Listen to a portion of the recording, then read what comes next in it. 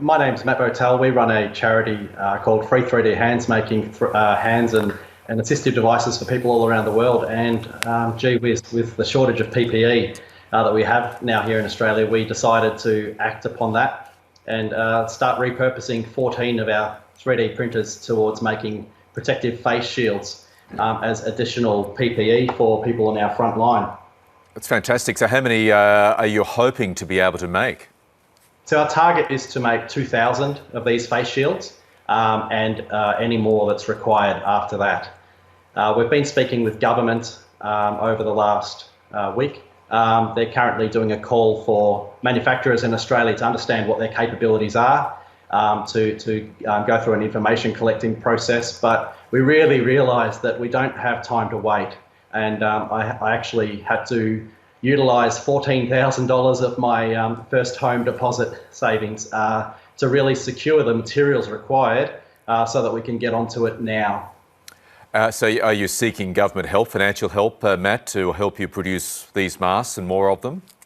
Look, at the moment, we have been speaking with the government, but our charity, up until now, we've relied on the good of the community to support us in doing that. So we're actually now calling out for the community to support to cover the manufacturing costs.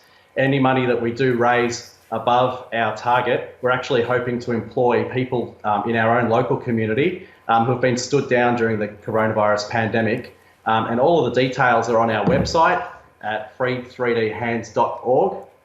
And if you jump on there, you'll find a lot more details about what we're doing, what we've done so far. We've manufactured about 100 to date. We've got laser cut face shields coming in tomorrow. So we've got enough raw materials to make 2,000. We've got support from our local primary school, Cowes Primary and New Haven College, also using their 3D printers to make additional units for us, which is fantastic. And how easy or straightforward is it to repurpose the 3D printing process to make face masks, Matt?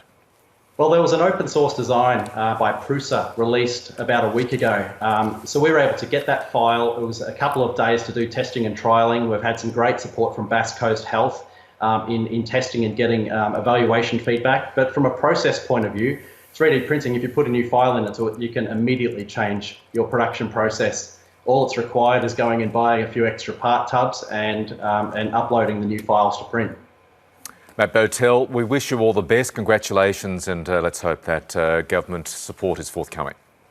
Thank you, and thank you to the community.